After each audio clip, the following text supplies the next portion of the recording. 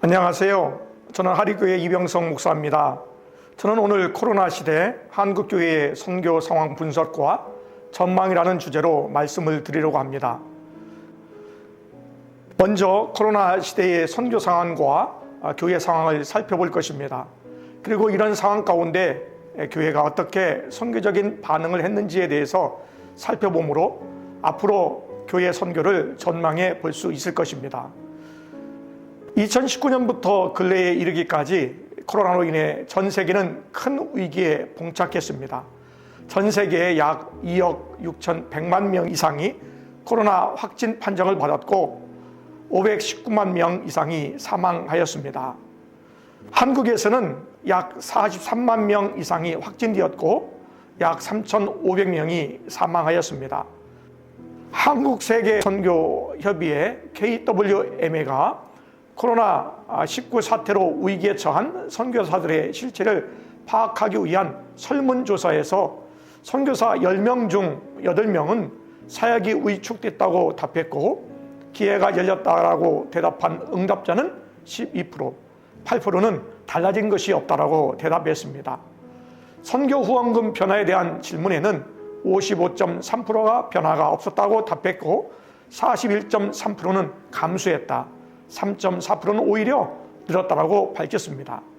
이는 후원금을 줄인 곳도 있으나 파송교회와 후원자는 코로나 시대에도 재정 후원을 동일하게 유지했음을 볼 수 있습니다. 2020년 한국 선교사 현황에 대해서는 168개국에 22,259명의 장기 선교사가 파송을 받아 활동하는 것으로 집계되었습니다. 이는 2019년에 28,039명과 비교하여 줄어든 것으로 조사되었으나 일부 코로나의 영향뿐만 아니라 조사 방법의 변경도 한 원인이라 할 수 있습니다. 한국 오픈도어 선교회에서는 전 세계 기독교 박해 현황을 집계한 결과 코로나로 인해 기독교인 박해가 더 심화되었다고 밝혔습니다. 전 세계 최소 3억 4천만 명의 기독교인이 구조적 차별, 불평등한 대우를 받은 것으로 나타났습니다. 지난해 2억 7천만 명에서 1년 사이 박해받는 그리스도인은 7천만 명이나 증가한 수치입니다. 특히 코로나 상황 속에서 정부와 지자체 지원 부문에서 기독교인 박해가 두드러졌습니다. 국가별로 코로나로 인한 자국민 지원이 이루어지는 가운데서도 기독교 신앙을 가졌다는 이유만으로 정부와 지자체의 지원을 받지 못하는 사람들이 많았습니다. 그럼 코로나 시대의 교회 상황을 살펴보겠습니다. 먼저 한국교회의 신뢰도 하락을 들 수 있습니다. 코로나19 발생 직전인 2020년 1월에 측정한 한국교회의 신뢰도가 32%였는데 1년 후인 2021년 1월에 무려 11%가 하락한 21%로 나타났습니다. 코로나로 인해 한국교회가 신뢰도에 얼마나 큰 타격을 받았는지 알 수가 있습니다. 종교 및 종교인 과세 관련 의식조사 발표에 의하면 우리 국민들은 불교와 가톨릭에 대해서는 긍정적인 시선을 보인 반면 개신교에 대해서는 부정적인데 거리를 두고 싶은 이중적인 등의 이미지가 형성된 것으로 나타났습니다. 두 번째, 교인의 감소를 들 수 있습니다. 목회 데이터 연구소가 발표한 설문조사에 따르면 목회자의 57%는 앞으로 교인 수가 더 줄어들 것으로 예측하였는데 그 감소폭은 현재보다 약 26% 줄어들 것으로 내다봤습니다. 이런 예상은 수치로 증명되었습니다. 코로나 시대 한국교회의 교세는 심각하게 감소하였습니다. 올해 교인 수가 가장 많이 감소한 교단은 예장 합동입니다. 2020년 교인 수는 총 238만 2,804명으로 전년 대비 약 17만 명이 줄어들었습니다.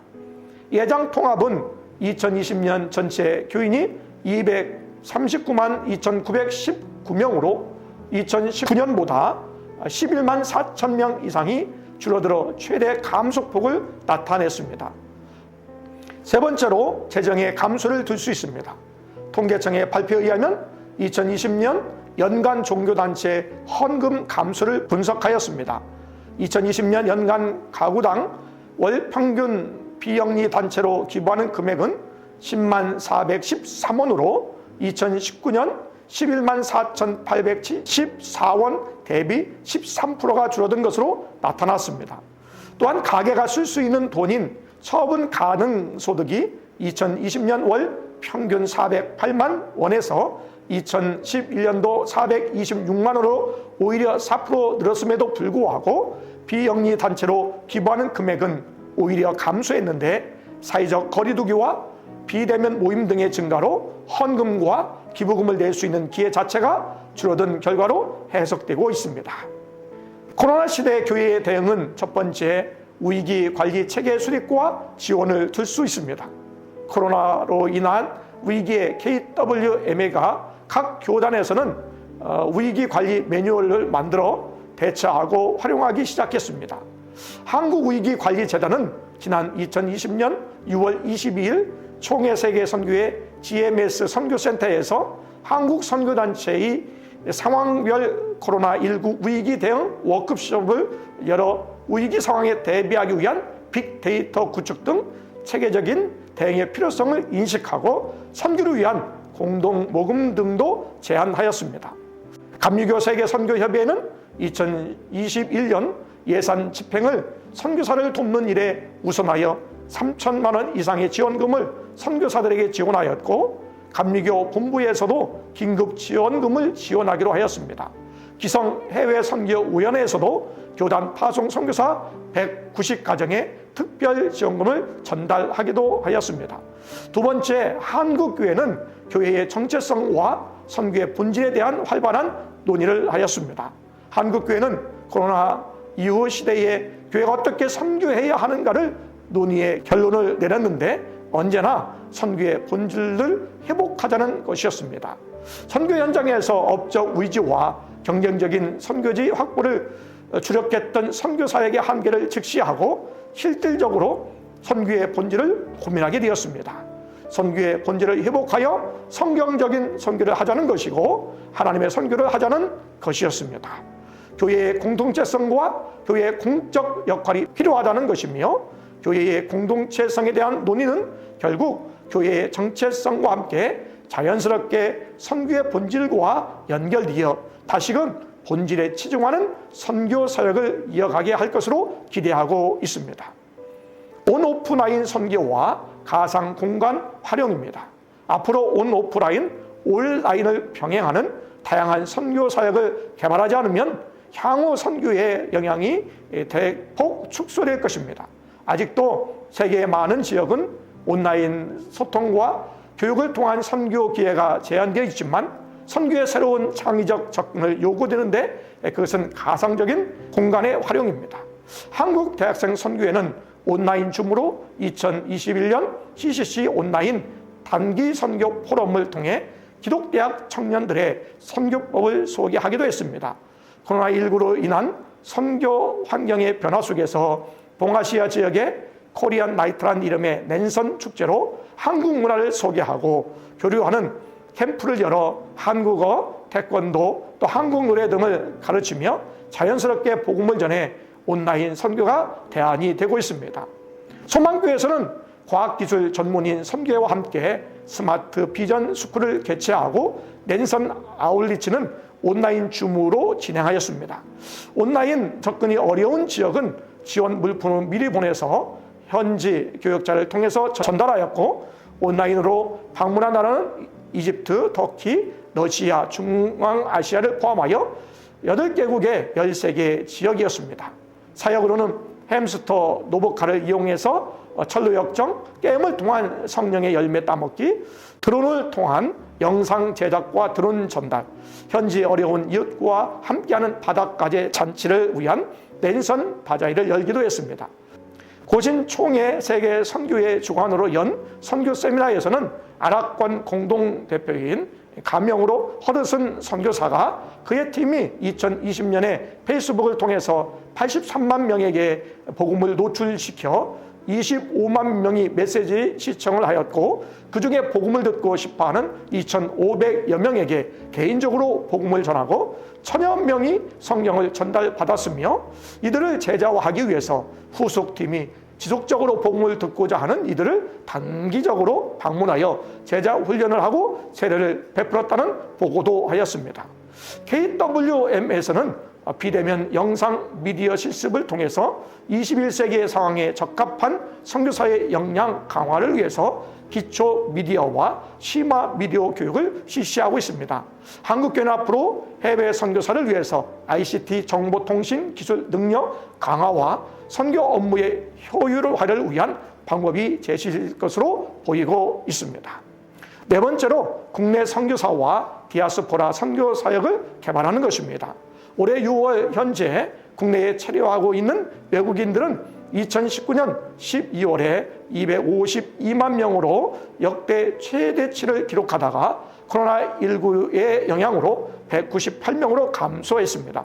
하지만 코로나19의 영향이 줄어들고 산업 현장의 필요가 증가됨에 따라서 외국인의 유입은 증가할 것으로 예상됩니다.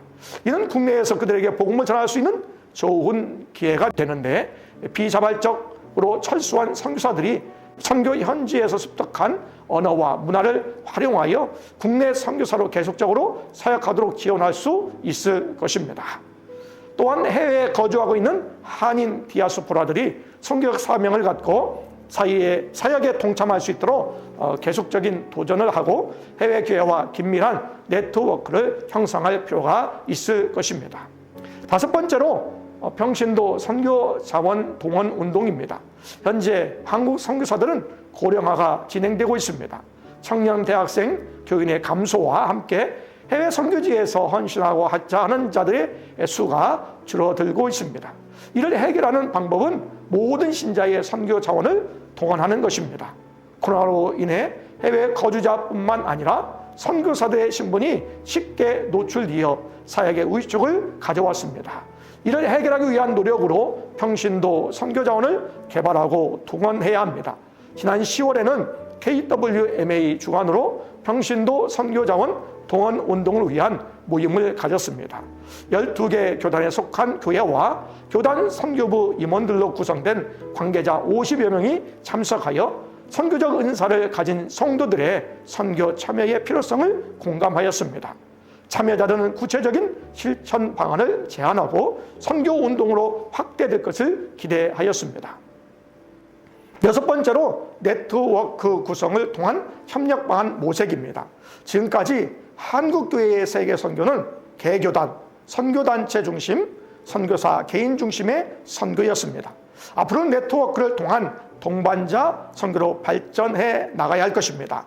그 예로 지난 7월에는 지구촌 선교연구원, 한국선교교육재단, 중동성서신학원이 공동으로 주최하는 연합선교 포럼이 열려 뉴노멀 시대의 한국교회와 선교라는 주제를 가지고 온라인으로 진행되어 목회 현장과 선교 현장의 지혜를 공유했습니다.